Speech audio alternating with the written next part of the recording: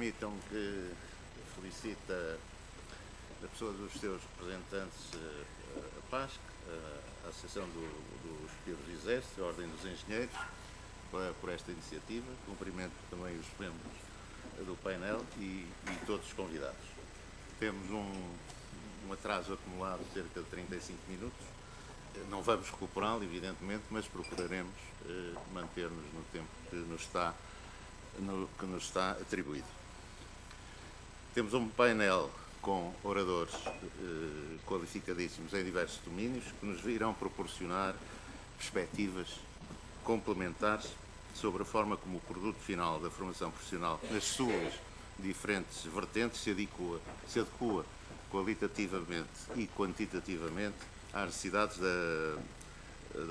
da empresa ou ao caso particular das Forças Armadas e, deste modo, contribui para o desenvolvimento económico e social do país. Num caso, a perspectiva do modelo educativo do Instituto dos Pilotos do Exército, do lado, portanto, da formação. E nos outros dois casos, também sobre formação, mas integrando já os interfaces da transição para a vida ativa, com avaliação das capacidades de desempenho e acesso às profissões. E no âmbito da experiência internacional, teremos uma perspectiva muito oportuna sobre o que a formação profissional representa no caso típico de uma economia em crescimento acelerado e, portanto, com as correspondentes e inadiáveis exigências de qualificação profissional. Iria dar a palavra ao Major-General Nuno Maia Gonçalves, primeiro orador, que tem uma carreira na Força Aérea repartida entre o desempenho operacional como piloto, com mais de 3.000 horas de voo, e exercício de funções de comando e Estado-Maior, com frequência de múltiplos cursos em Portugal e no estrangeiro. Cumpriu várias missões de serviço no estrangeiro, algumas delas como representante nacional junto a organismos da NATO, inclusivamente na NATO Airborne Early Warning Component em Gelsenkirchen. É aquela unidade que faz a vigilância com os Boeing que têm um prato em cima. Como piloto também, mas também como representante nacional nessa unidade. Exerceu funções de direção no Joint Analysis and Lessons Learned Center da NATO, que funciona aqui em Monsanto, em Lisboa, e foi oficial de ligação nacional no United States Central Command, em Tampa, Flórida. Este comando dos Estados Unidos é o comando responsável pelas operações no Norte da África, Médio Oriente, etc., inclusivamente do Afeganistão. Desempenhou também diversos cargos de chefia e direção no Comando Operacional da Força Aérea, no Estado-Maior da Força Aérea, no Estado-Maior-Geral das Forças Armadas, foi comandante de unidade e é atualmente o diretor de instrução da Força Aérea. Faz favor, Sr. General.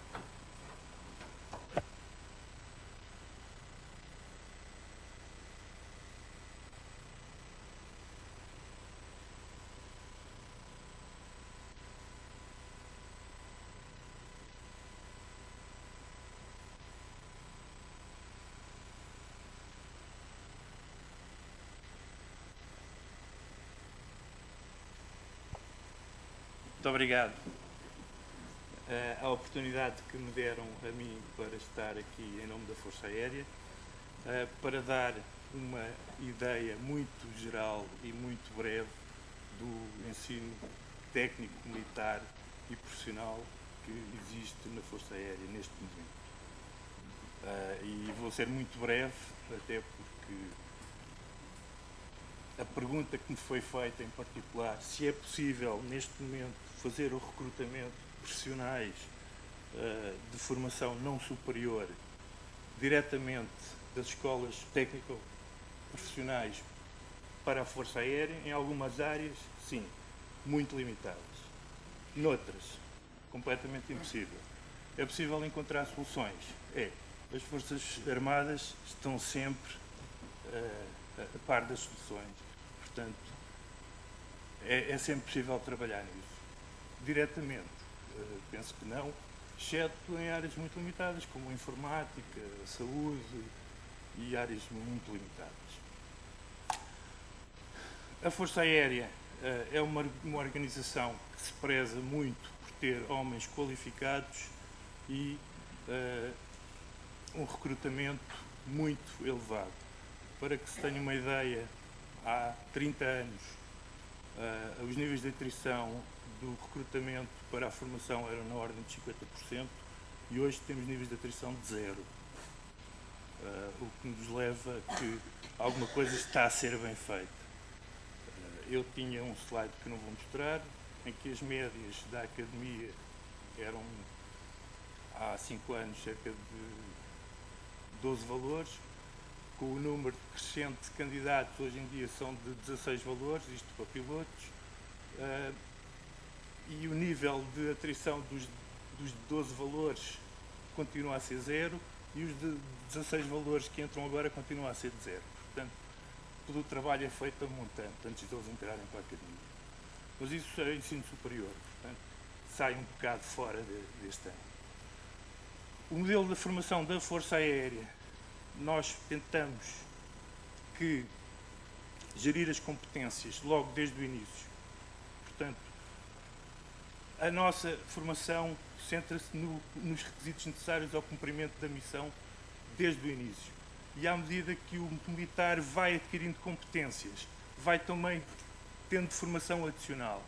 Ao fim dos 6 anos da sua permanência máxima nas fileiras da Força Aérea, ele terá adquirido as competências máximas e terá então uma carteira que nós queremos que seja reconhecida e que tenha o máximo de créditos, não só nacionais como internacionais, porque no caso da Força Aérea nós temos que obedecer a todas as vicissitudes nacionais de credenciação, mas também internacionais. E existem casos em que nós obedecemos às necessidades internacionais e não as temos para os casos nacionais. Porquê? Porque existem lobbies cá em Portugal que hoje têm medo.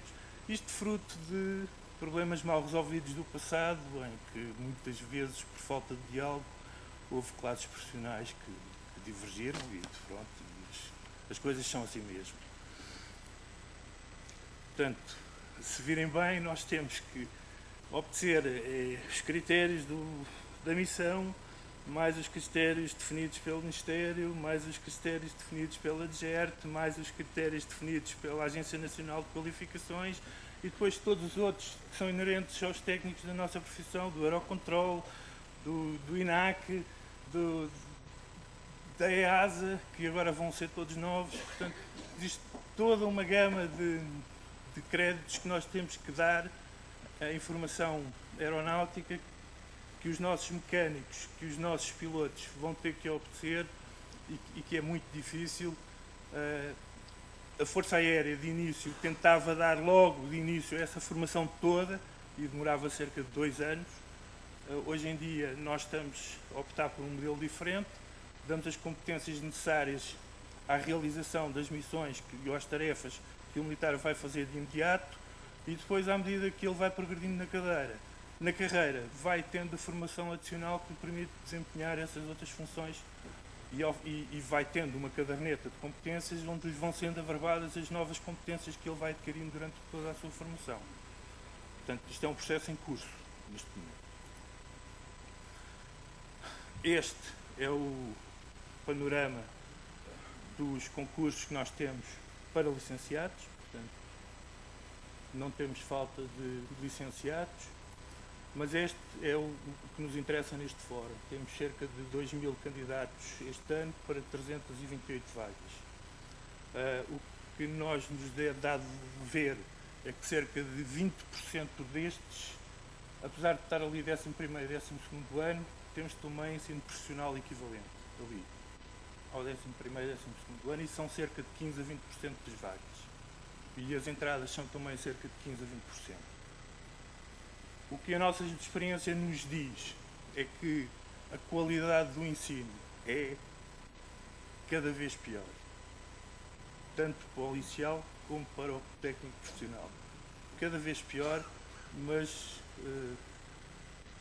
bastante preocupante, níveis bastante preocupantes. Portanto, quando nos perguntam se é possível aproveitar a qualidade desse ensino para as nossas fileiras, não é. Não, porque no ensino técnico militar, nas fileiras militares, há uma coisa que é muito importante. É que eu, enquanto piloto, ou o marinheiro enquanto marinheiro, ou o militar do exército enquanto militar, e aí perdoem-me os ramos, estou a falar por eles, porque não estou mandatado por isso, eu quando entro no avião, eu não tenho dúvidas que o parafuso que põe a asa na estrutura está bem atarrachado. E não preciso de o ir ver. Isso chama-se confiança no sistema e na tudo. Isso só vem do ensino técnico militar, é que tudo isso não pode ser posto em causa. Portanto, se é possível haver uma transposição direta, não é possível. Se é possível trabalhar-se para que possa vir a haver, com certeza que sim. Nas condições atuais, não. Este é o modelo, peço desculpa. Portanto, há a inserção, há a formação, há o treino, há o envolvimento na Força Aérea, a valorização e depois a retenção. Nós procuramos reter todos os nossos mecânicos. Procuramos que ao fim dos 6 anos todos os nossos mecânicos continuem nas nossas fileiras e continuem na progressão da carreira, portanto, de cabos especialistas para a carreira de sargentos e depois, possivelmente, para oficiais. O que é que acontece? Muitos deles saem e, curiosamente, não ficam em Portugal, vão para o estrangeiro. É o que acontece com muitos deles. Este é o que nós realmente acreditamos e isto é aquilo para que trabalhamos. O elo agregador nisto é a tal confiança que eu falei há bocado. Portanto, eu tenho que ter confiança no mecânico que me arranja o avião, o homem que dá a ordem tem que ter confiança que eu estou qualificado e que consigo cumprir a missão, e eu tenho que ter confiança que o homem que me dá a ordem sabe perfeitamente porque é que me dá a ordem, porque é que eu vou cumprir a missão, e é a única maneira de funcionar, é assim. E não pode haver questões, tem que estar tudo a trabalhar em uníssono. E isto não é verdade na Força Aérea só. Nas Forças Armadas tem que ser assim. Quando houver uma dúvida, aí temos a falar noutra coisa. E eu vou parar por aqui, porque se calhar estou fardado e estou a falar já em coisas que não devia. Muito obrigado.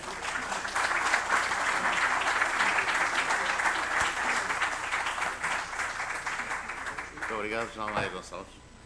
A próxima intervenção é da Sra. Engenheira Isabel Simões de Carvalho. Tem uma licenciatura em Engenharia Química, mestrado em Engenharia Mecânica e doutoramento em Engenharia Mecânica, todos pelo Instituto Superior Técnico. Exerceu atividade profissional no Laboratório Nacional de Engenharia e Geologia, no Instituto Superior Técnico, como investigadora. E ainda no Centro Nacional de Recherche Científica em Orléans e na SNECMA, a Indústria Aeronáutica e Aeroespacial em Paris. Foi docente do Instituto Superior de Engenharia de Lisboa, é professora coordenadora do Instituto dos Pilotos do Exército e colabora ainda com a Academia Militar. Nos últimos 10 anos tem dedicado parte da sua atividade de investigação à utilização e desenvolvimento de novas metodologias de aprendizagem aplicadas ao ensino da engenharia. Faz favor.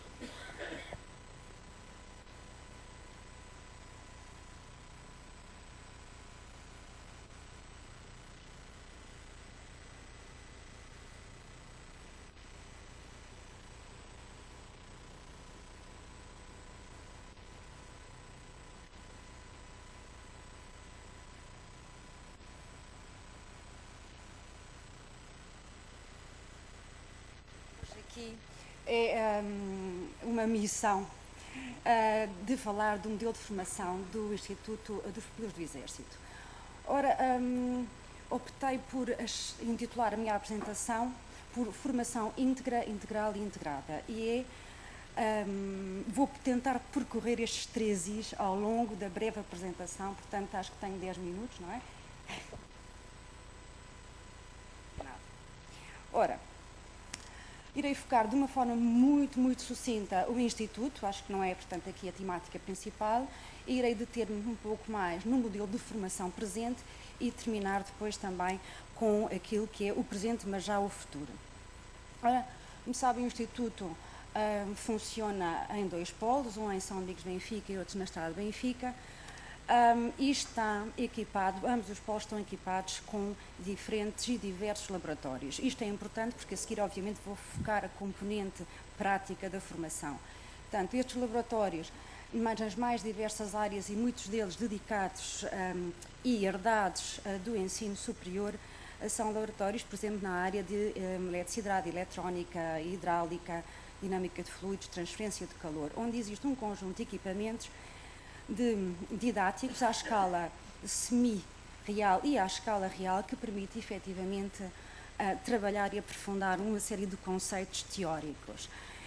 Devo, aliás, dizer que parte destes equipamentos, equipamentos iguais, aliás, estão a ser utilizados em universidades a nível internacional, nomeadamente na Universidade de Boulder, no Colorado, e na City College Norwich, no Reino Unido. Portanto, são equipamentos atuais, didáticos e de excelente potencial para promover a aprendizagem. Portanto, o Instituto, o que pretende, essencialmente, é assegurar um ensino, eu prefiro a palavra aprendizagem, de qualidade, certificado e com valor acrescentado. Valor esse acrescentado que se pretende que seja para todas as partes envolvidas. E eu irei voltar a focar esta terminologia das partes. Ora, então como funciona o modelo de formação do Instituto? O Instituto não pretende só focar-se no desenvolvimento intelectual. Portanto, pretende também trabalhar o desenvolvimento físico, moral, cívico e ético. Irei ter a oportunidade de desenvolver depois um pouco mais este tópico. No entanto, parece-me que logo desde o início o que se pretende com este modelo é tentar aferir e dar resposta a várias necessidades, interesses e motivações.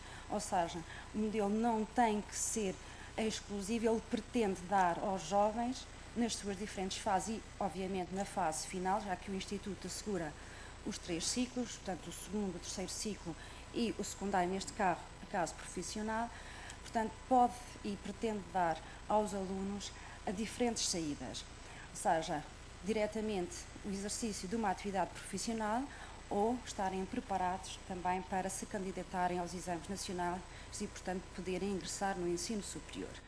Ora, como faz isso? O Instituto, obviamente, tem vindo a dar um reforço adicional nas disciplinas de exame nacional, atualmente está a fazê-lo nas disciplinas de matemática, biologia, física e economia, no sentido que os alunos estejam efetivamente preparados em termos de conhecimentos agora e conteúdos programáticos para se candidatarem aos exames. Então, isto será a parte mais tradicional, mas eu gostaria aqui de referir que o Instituto tem uma forte aposta naquilo que é o currículo complementar, que eu quero focar a seguir. O currículo complementar que contempla atividades de currículo, tanto como está aqui, atividades de complemento curricular e instrução de corpo de alunos. Então, o que são estas ACCs, estas atividades de complemento curricular? Elas estão essencialmente divididas em atividades culturais e desportivas, portanto, na área das atividades desportivas terão também as tradicionais que têm as outras escolas, desde o handball, o futebol, mas tem o atletismo, remo e esgrima, e as atividades culturais que podem ser de caráter artístico ou caráter científico também, portanto, neste caso, para satisfazer a curiosidade natural dos mais jovens. Elas são distintas ao longo dos 3 ciclos e adaptadas, obviamente, à idade dos jovens. É aqui também que se pretende, em ambiente de grupo, nas diferentes atividades, introduzir algumas metodologias já de aprendizagem ativa e colaborativa que me parecem essenciais e têm que ser trabalhadas mais ao nível também transversal em todas as escolas. Ora, portanto, o Instituto atenta não só a um desenvolvimento cognitivo, mas efetivamente tem como prioridade em igual um desenvolvimento social harmonioso e equilibrado. Então, o que são as outras atividades complementares? Portanto, a instrução de corpo de alunos terá aqui 2 componentes distintas. Portanto, essencialmente há 12 blocos, 12 atividades nesta área. Obviamente que os jovens irão escolhê-las de acordo com os seus ciclos, portanto, as atividades não são iguais para o segundo ciclo, terceiro ciclo e depois secundário, mas estas atividades têm maior incidência no desenvolvimento físico, mas também no desenvolvimento moral e ético do aluno. Ou seja, pretendem aqui passar-lhes metodologias de comunicação, de trabalho em equipe, o saber estar em sociedade e todo um conjunto de competências transversais que são essenciais hoje em dia ao desenvolvimento profissional e também ao bem-estar social.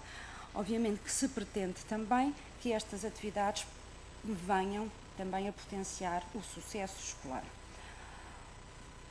Ora, então, conjugando aqui estas duas atividades, que é o currículo complementar, além do científico humano assegurado pelo Instituto, portanto, há aqui uma aposta também em dotar os alunos das ditas metodologias de trabalho, a serem responsáveis, a saberem a planear, a serem organizados e, por que não, a serem pontuais, porque não tem que ser cultural, se nós realmente, não é, trabalharmos estas áreas desde muito cedo e, portanto, saber trabalhar em equipes multidisciplinares, promover interculturalidade, que é algo que o Instituto também tanto pretende e é uma prioridade, e obviamente preservar e incutir os valores éticos. Ao nível da integração, e voltando agora à questão das partes, o que são as partes, que eu irei focar depois no meu último slide. O Instituto tem umas características específicas e diferenciantes em relação a algumas das outras escolas, mas eu refiro aqui partes como tudo aquilo que realmente é necessário para que a instituição e o modelo funcione, ou seja, os alunos, os professores, a família, os encarregados de educação, a instituição em si e, obviamente, pelas características da própria instituição, a integração civis-militares, que é precisamente também necessária, garantir que haja uma boa relação. Portanto, em termos de valores essenciais, há uma aposta muito forte, há um trabalho grande nas competências transversais, mas temos aqui ainda algo a trabalhar, que não é fácil, ver como se faz a transferência das competências transversais adquiridas nas atividades complementares para dentro da sala de aula. E isso aí, sim, são áreas um pouco mais difíceis, mas estão já a ser trabalhadas. Eu gostaria de passar já aqui ao último slide, onde vou ter um pouco mais de tempo, uma vez que vos pretendo aqui referir o que é o presente e aquilo que se pretende no futuro. Ora, o Instituto tem apostado nestes últimos anos num sistema de avaliação interno. Eu optei aqui por escolher estas 5 temáticas, portanto é uma escolha pessoal, aprendizagem, alunos, professores, sociedade, e depois eu explico o que é que quer dizer com réplica. Portanto, o Instituto traçou objetivos, traçou metas e tem vindo a fazer a sua própria avaliação interna, no sentido também de interna e ter feedback das organizações e parcerias que tem, porque é importante. Está também a participar num programa de avaliação externo, que é o AVOS, que é um programa da Fundação Manel Leão da Universidade Católica do Porto, tendo já recebido o seu relatório de avaliação, que está presentemente a ser analisado. Gostaria aqui de referir, em termos de aprendizagem, o seguinte: o sucesso. O que é o sucesso escolar? O sucesso escolar muitas vezes é só medido pelas médias, pelos resultados dos exames de matemática, de português, outras disciplinas. Devido ao modelo aqui integral do Instituto, o sucesso tem de ser visto de outra maneira, de uma forma mais abrangente. Pretende-se, obviamente, sucesso ao nível intelectual e cognitivo, mas pretende-se também atingir sucesso ao nível do desenvolvimento emocional e equilibrado dos jovens, trabalhando todas as outras áreas que são essenciais. E, portanto, aqui há, obviamente, aqui algum trabalho a fazer em termos de avaliação. Do ponto de vista dos alunos, já mencionei o currículo científico, que é reforçado no sentido de não ser exclusivo, de os permitir tomar decisões depois, mais tarde, à saída, logo, portanto, do 12º ano, e o próprio programa de avaliação externo, o AVOS, também foi focar e elaborou inquéritos, não só à instituição, como aos alunos e aos professores, tendo já agora a direção os resultados desse inquérito. Em relação aos professores, acho que, do ponto de vista do apoio que lhes é dado, em termos tecnológicos, parece-me que o Instituto tem vindo a fazer um bom trabalho. No caso do ensino profissional, reconheço que há uma necessidade de trabalhar novas metodologias de aprendizagem e aqui, lançado um pouco um desafio à instituição e a uma das partes, gostaria de referir que o Instituto tem um potencial que me parece que deve ser colocado ao serviço dos alunos, dos professores e da sociedade, ou seja, pode dar formação, neste caso os militares, podem dar formação em áreas como stress, gestão de conflito, não é? E, por exemplo, liderança e estratégia, que são áreas necessárias também para os professores depois poderem trabalhar estas competências com os alunos em sala de aula. Em termos de sociedade, o Instituto tem vindo a estabelecer várias parcerias, tem vindo a tentar que a Associação de Encarregados de Educação tenha uma participação mais ativa no próprio modelo de formação e estando mais presente quando é necessário, e obviamente tem vindo a ser apoiado pela APE, havendo, no entanto, aqui também algumas áreas onde todas estas colaborações podem ainda ser potenciadas. Em relação ao último ponto, réplica, o que é que eu pretendo aqui focar? O IPE tem um modelo de formação muito específico, inteiro, pretende trabalhar muitas áreas, e a questão que deveria também ser aqui colocada é a seguinte: será que este modelo é replicável? Podemos replicá-lo a outras instituições no seu todo? Talvez não. Em partes, que partes? E isto deveria ser, portanto, visto com atenção, porque há efetivamente aqui mais-valias e valor acrescentado que pode ser transferido com benefício de todas as partes. Portanto, o Instituto tem vindo também a estabelecer relações de proximidade com outras escolas e institutos no futuro pretende, por exemplo, ter colaborações a nível internacional como aquela que já tem com o Colégio Militar de Porto Alegre e, por exemplo, com países de a língua oficial portuguesa será, obviamente, também uma das possibilidades. Eu, antes de terminar, gostaria de referir aqui o seguinte: não é a existência de um modelo de avaliação, seja ele interno ou externo, que tem valor. O modelo, existir ou não, se for só para dizer que existe, não tem mais-valia. Só tem realmente mais-valia se os resultados forem monitorizados, forem analisados e melhorias forem implementadas no sentido de melhorar o desempenho da instituição em todas as partes. E, portanto, isto é um trabalho contínuo e, portanto, requer um grande esforço. Por último, a meu título pessoal, acho que deveríamos todos incentivar uma atitude de aprendizagem individual e colaborativa e não esquecer que não só são os alunos que estão na escola para aprender. Os professores, os encarregados de educação, a própria instituição deve ter uma atitude de permanente aprendizagem, no sentido de poder melhorar, não é? E aprendizagem, eu digo mesmo transversal, e aí sou ambiciosa a nível disciplinar, multidisciplinar, interdisciplinar e transdisciplinar. E com isto termino e agradeço a vossa atenção, tendo aqui o link que vos permite recolher informação mais detalhada em relação ao Instituto dos Pilotos do Exército. Obrigada.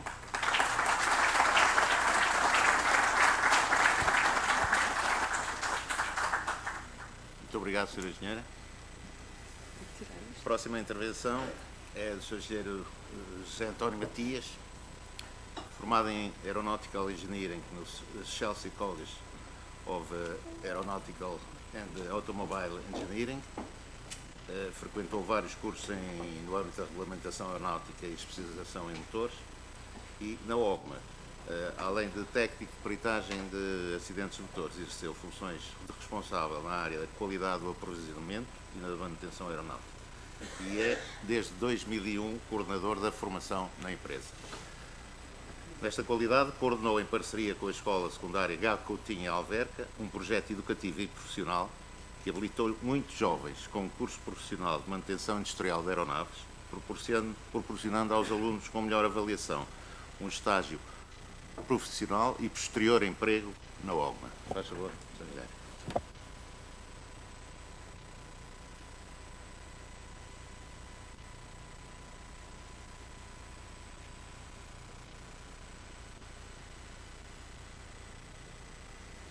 Estou aqui para apresentar-vos o que é a nossa experiência a nível da formação profissional.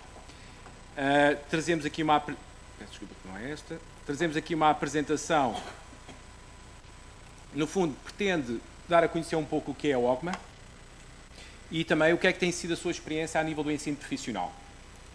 A apresentação vai ter, obviamente, a dar um bocado de conhecer o que é a OGMA, a experiência da OGMA no ensino profissional em Portugal e as oportunidades de melhoria que nós consideramos que deve ser na formação no ensino profissional.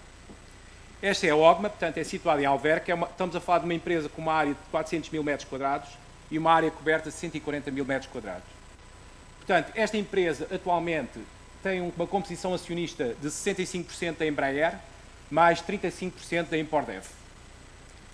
A sua atividade incide sobre os serviços de manutenção, reparação e revisão geral de aeronaves, motores e componentes, incide sobre os serviços de modificações e upgrades de sistemas de aeronaves e em fabrico de peças metálicas e em compósito de cabelagens elétricas e montagem de aeroestruturas.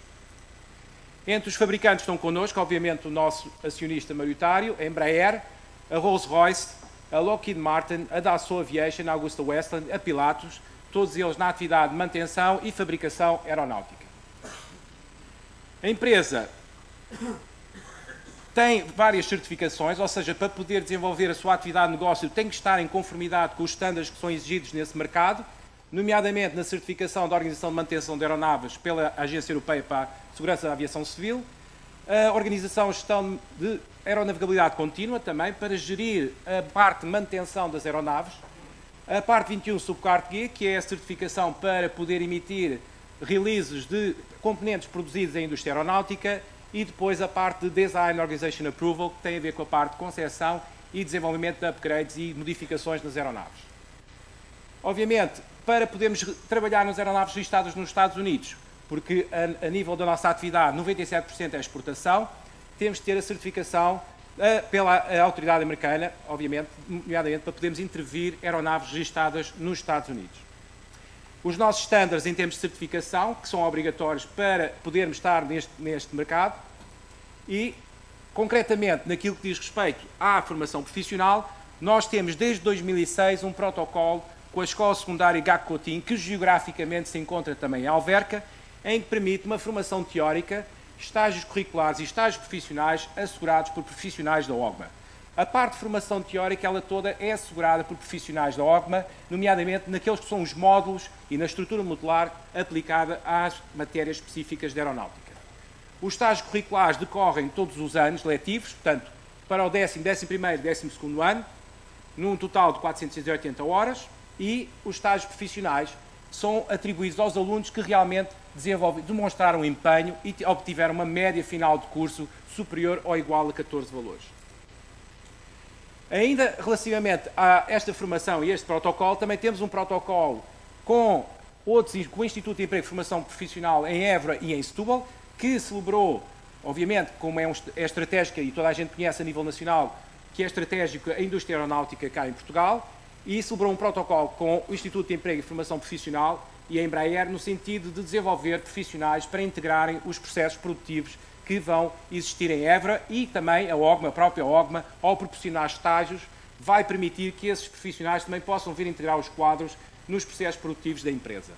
Basicamente, os nossos estágios curriculares apoiam a parte de tratamento de metais, a parte de transformação de material em composto e a parte de montagem de aeroestruturas e maquinação e programação.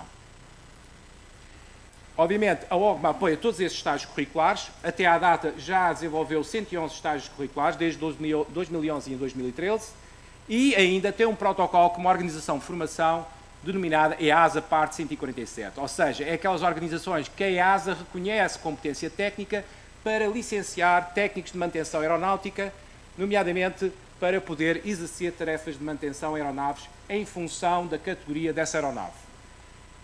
As infraestruturas e a formação prática é assegurada pela OGMA, ou seja, se a OGMA quebrar este protocolo, esta organização perde a sua certificação. Portanto, este protocolo tem vantagens para a OGMA, porque vai permitir que profissionais da OGMA possam ascender a um nível de qualificação mais elevado e possam obter a licença EASA Parte 66, que é reconhecida a nível internacional.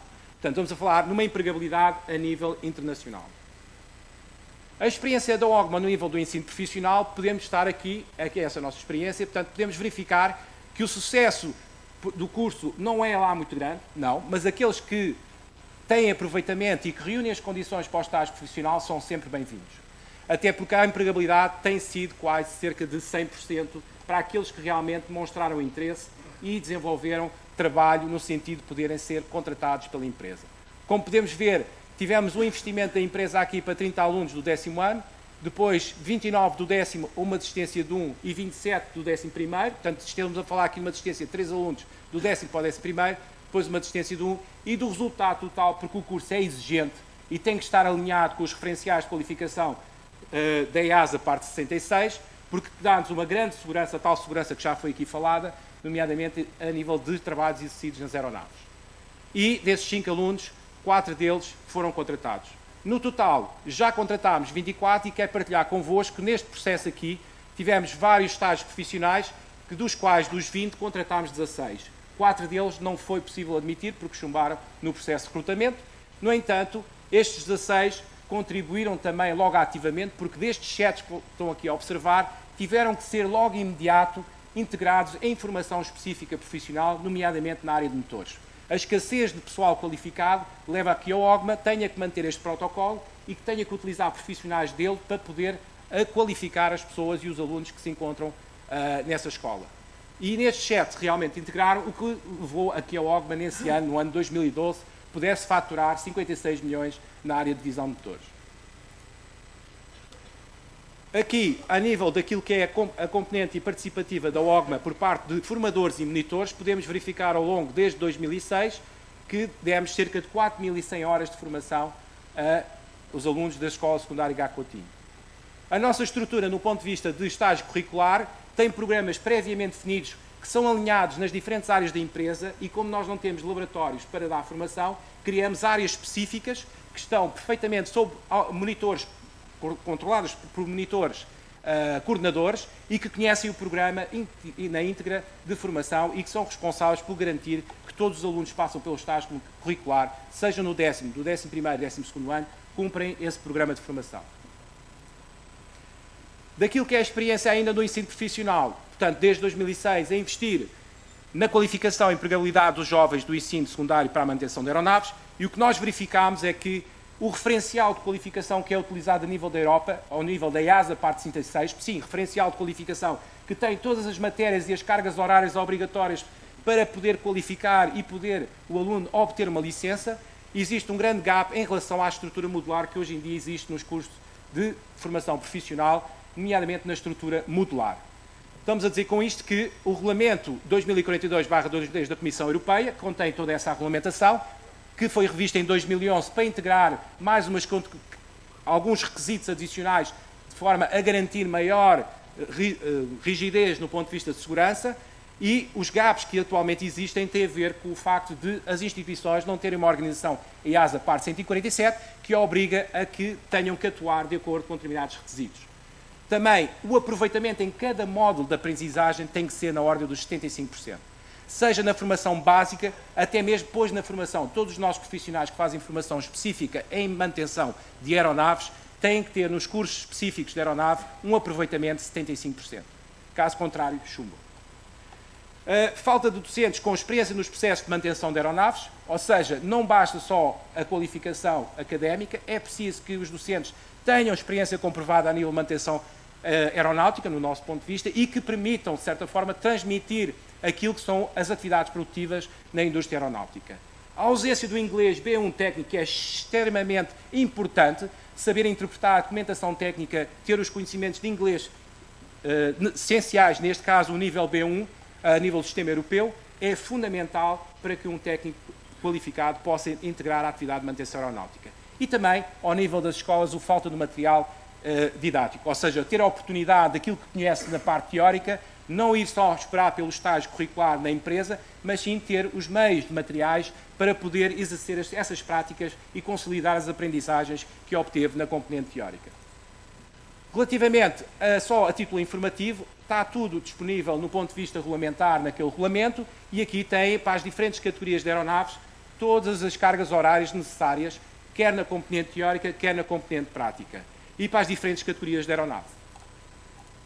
E cá está a estrutura modular, que foi revista com a última revisão, em que atribuíram uma nova categoria de certificação de técnicos de manutenção aeronáutica para B3, nomeadamente para aeronaves com um peso inferior ou igual a 2.000 kg. Daquilo que é as nossas oportunidades de melhoria de ensino profissional, consideramos que as sinergias entre as empresas do setor e o Estado para a capacitação das escolas na formação profissional qualificante, profissionais qualificados na formação com experiência relevante no setor aeronáutico no ensino profissional e programas educativos na componente da indústria e a sociedade. A aprendizagem organizacional e comportamental nas empresas é fundamental nas escolas. Aumentar, obviamente, o grau de exigência do ensino profissional e, da minha parte, acho que juntos conseguimos voar mais alto.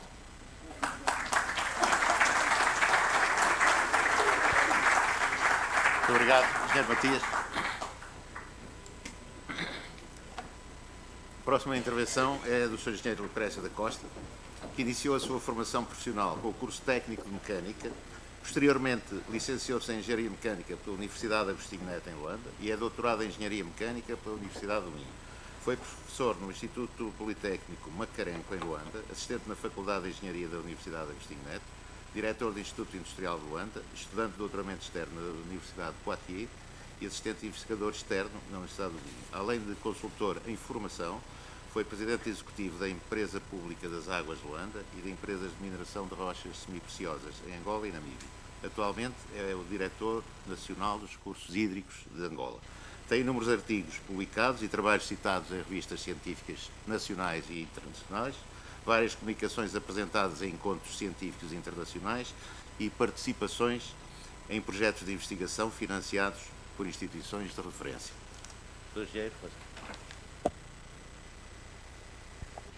Muito obrigado.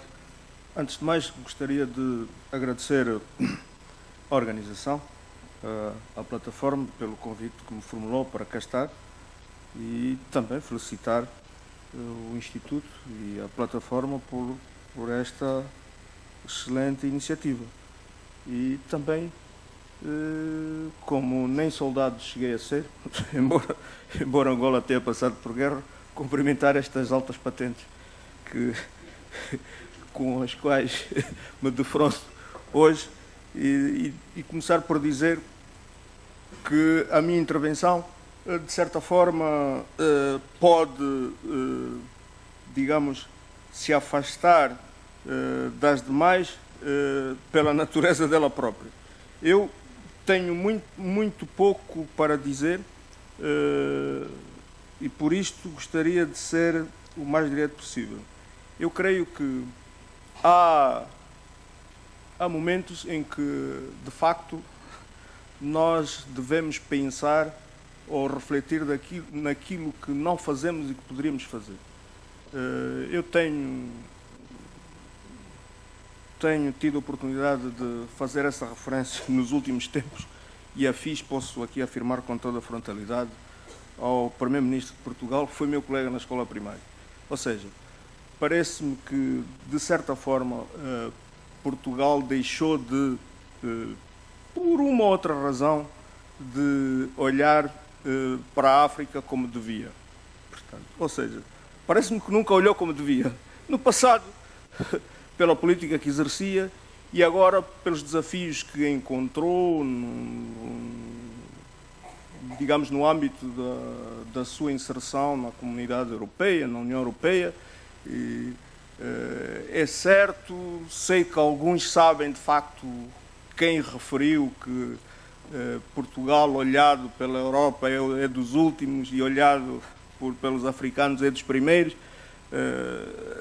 De facto, é algo que me parece que foi dito antes de eu nascer, mas ainda parece-me ser de facto verdade.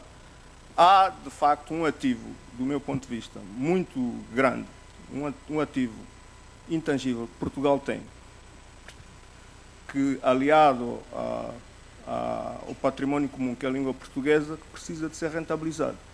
Os países como Angola, Moçambique, Cabo Verde, Guiné, São Tomé e até Timor-Leste estão, obviamente, carentes em muitas matérias e, sobretudo, em conhecimento.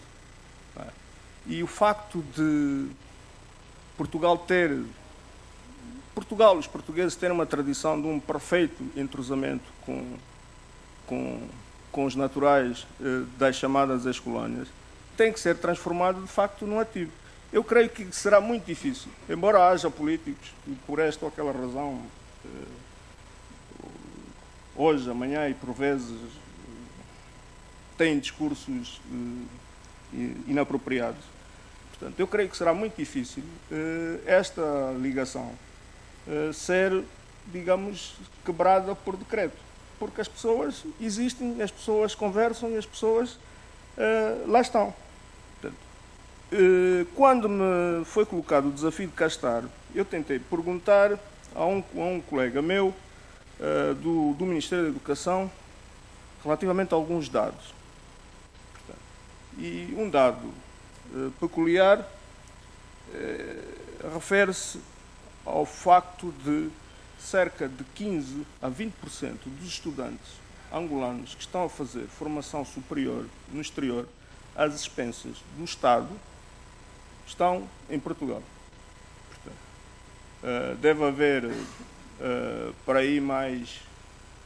Hoje, a Rússia e Cuba, cada um deles não chega a atingir 12% desta população estudantil. Portanto, creio que o Portugal e o Brasil hoje são os países onde, maioritariamente, os angolanos, quer as expensas do Estado, quer as expensas próprias, então, os dados nos levam a outros números. Ou seja, 80% dos estudantes angolanos que estão a fazer formação superior às expensas próprias estão em Portugal. Portanto, significa que há um reconhecimento por parte dos angolanos e quiçá também dos moçambicanos e cabo-verdianos de um ativo que está aqui adormecido. Portanto, não me parece que os problemas de Portugal possam ser só resolvidos da forma como muitas vezes se dizem. Há uma oportunidade. Portanto, há uma lacuna nos nossos países que pode, seguramente, ser bem preenchida com esta cooperação. Eu sei, porque temos, já desde há muito tempo, falou o colega da OGMA, não é? Portanto, que com muita competência, aquilo que são hoje as valências da Força Aérea Nacional Angolana devem-se, muito em parte, a esta cooperação e o trabalho feito a nível de formação e transmissão de conhecimento no seio da OGMA. A minha mensagem vai no sentido de fazer um apelo, no sentido de juntarmos esforços, porque também temos de ter em conta o seguinte: se estamos hoje aqui a falar, a discutir sobre aquilo que poderá ser ou que deverá ser um modelo de formação do modelo do ensino profissional em Portugal, de certeza absoluta que aquele modelo que for implementado em Portugal vai ter influência no modelo que será implementado em Angola. Porque o que se passou aqui depois de 25 de Abril, em termos de vandalização, perdoem-me o termo, do ensino profissional, também se passou em Angola. Portanto, significa que, quer dizer, muitas vezes, nos erros, nós, os africanos, os angolanos e moçambicanos, viemos logo atrás dos portugueses. Portanto, chegou também a altura de, digamos, na assertividade, assim o fazermos. Ou seja, toda esta reflexão que está sendo feita aqui em Portugal e tudo aquilo que poderá ser feito para melhorar o ensino profissional em Portugal, de certeza absolutíssima, terá uma influência marcante naquilo que será o desenvolvimento do ensino técnico profissional em Angola. E penso que com boa articulação e com essas valências de boa adaptabilidade, estes ativos deixarão de estar seguramente adormecidos e vamos transformar, digamos, esta letargia numa verdadeira oportunidade. Tenho dito.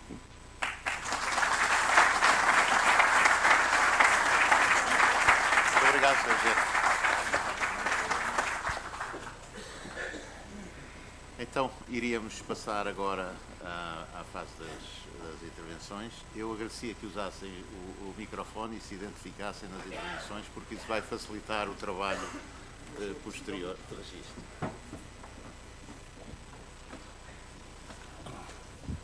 Obrigada. Boa tarde, chamo-me Joaquina Cadete e pertenço aos corpos sociais da Associação das Antigas Alunas do Instituto de Odivelas. Cumprimento a mesa, foi muito interessante e foi a mesa que, rematando, verdadeiramente está centrada naquilo que nos trouxe aqui hoje. Viemos falar do modelo de ensino profissional para Portugal, mas não podemos esquecer que estava certamente na mente da organização falar dessa formação que é ministrada em 3 colégios que estão no âmbito militar, ou seja, o Instituto dos Filhos do Exército, o Colégio Militar e o Instituto de Odivelas. A minha pergunta é especificamente para o Sr. Engenheiro Lucrécio Costa,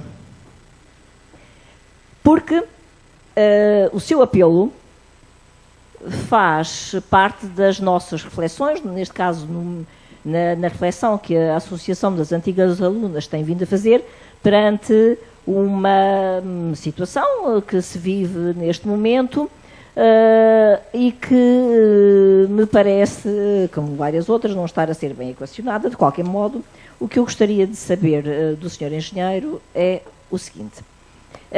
Em Odivelas, nos outros não sei, temos 17 alunas, das quais 15 angolanas e africanas em geral, mas sobretudo penso que são a maioria, 15 são angolanas, que já estão a frequentar o Instituto às expensas das próprias famílias, que era uma situação que há uns anos atrás não se passava. Quem efetivamente pagava era no âmbito de um protocolo, de uma cooperação.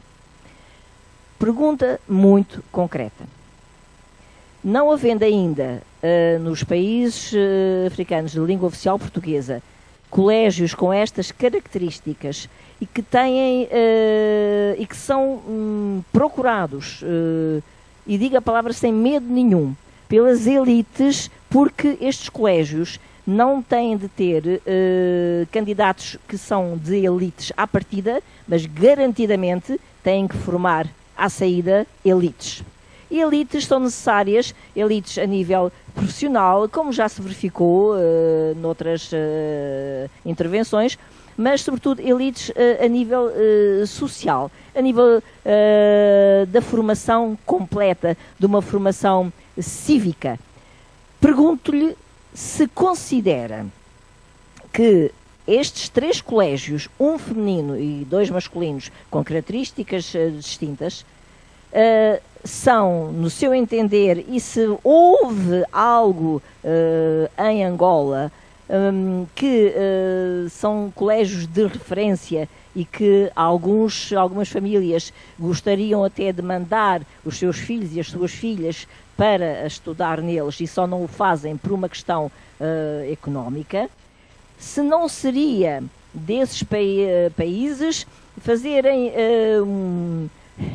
eu lhe hei de chamar, um esforço ou um ataque, entre aspas, aos serviços de cooperação para que voltasse a haver a possibilidade de alunos e alunas oriundos e oriundas dos países, sobretudo dos PALOP, uma vez que Timor fica particularmente longe, mas também realmente para poderem aqui formar futuras mulheres e futuros homens que seriam as elites dos seus países. Muito obrigada.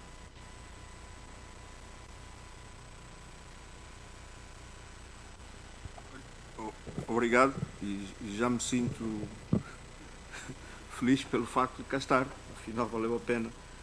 Eu devo dizer que tenho que fazer aqui, de facto, um registro de interesse. Eu, particularmente, tenho familiares, quer do sexo masculino, quer do sexo feminino, que ou frequentam, ou já frequentaram, no caso de Odivelas, já frequentaram com muito sucesso e este ensino, e é visto por muita gente em Angola com como sendo uma formação boa, de referência, muito prática e que me parece que prepara, de facto, as pessoas para a vida ativa e, sobretudo, nas circunstâncias particulares de Angola. Portanto, hoje é comum, portanto, porque temos alguma indústria ligeira e emergente, temos a atividade bancária e seguradora também minimamente consolidada e devo dizer que não conheço ninguém que tenha feito esta formação que em Angola tenha dificuldades de emprego.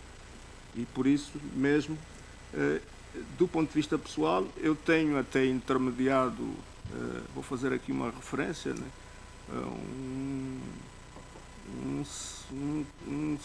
um conjunto de contactos, não é, da Associação dos Pupilos do Exército com o atual Ministro da Defesa. Houve uma situação que o Ministro mudou, mas com o novo Ministro este assunto está devidamente equacionado. Inclusivamente, até se coloca, hoje, quando falou das elites, até se colocava, hoje, com muito cuidado, o aproveitamento destas instituições para, digamos, ajudarmos o Estado angolano, ajudar, sobretudo, as pessoas mais carenciadas, não é? Mais carenciadas e, sobretudo, as órfãos de guerra que se encontram numa situação de bom desempenho académico e, quando chega a altura de fazer universidade, lhes seja conferida esta oportunidade. Portanto, parece-me que em Angola pretendemos, de facto, alterar, de certa forma, o paradigma, não é? Transformar, digamos, a Bolsa como um instrumento de auxílio a quem mais necessita e também a quem mais merece. Ou tem que ser necessidade de facto ou mérito de facto. Portanto, é uma discussão que corre no meu país e creio que este ano, creio que até o partido que sustenta o governo tem isso no seu postulado eleitoral, de conferir mérito ou ajudar as pessoas mais necessitadas para se poder propiciar este tipo de formação. Eu sou adepto e pode registar que os meus esforços neste sentido serão contínuos.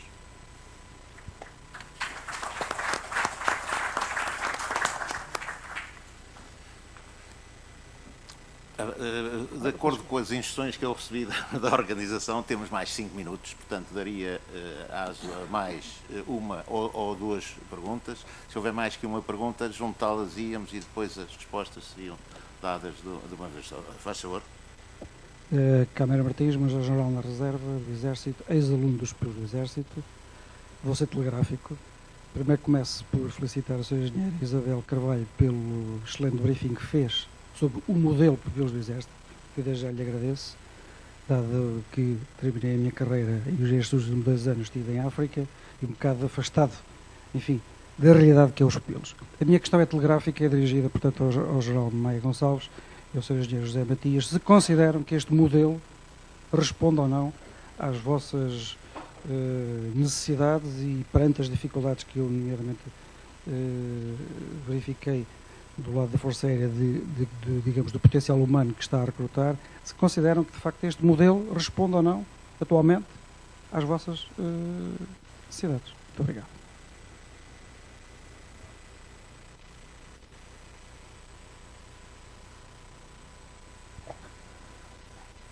Sr. General, muito prazer te ver novamente. Da parte da Força Aérea, já agora eu sou ex-aluno do Colégio Militar. Como eu disse, à partida não, porque a Força Aérea não pode, naturalmente, fazer favores aos pupilos do Exército, nem ao Colégio Militar, não pode abrir exceções, não é? Agora, que pode trabalhar uma solução, até porque são organismos do Estado, não sei porque é que não trabalha. Não posso ser mais nada.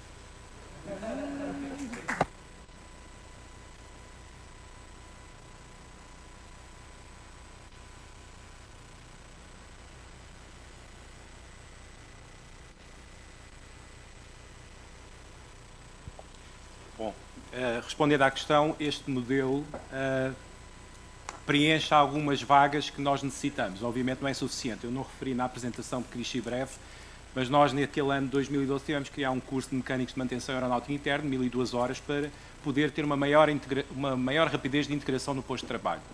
Mas não é suficiente.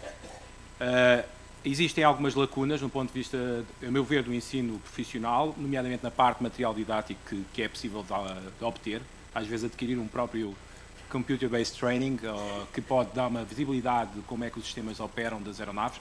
Nós próprios temos que levar os nossos próprios meios pedagógicos para dar essa formação, somos responsáveis pela parte aeronáutica, mas o que é facto é que não é suficiente, ou seja, tem que haver mais empreendedorismo no sentido de potenciar as escolas com os meios necessários e também permitir que os profissionais que atualmente tiveram todo um conjunto de experiência a nível da aeronáutica possam também passar o seu legado e haver meios para que o Governo possa também flexibilizar a contratação desses profissionais para que eles possam ser uma mais-valia no ensino profissional. Acho que está ao alcance da sociedade.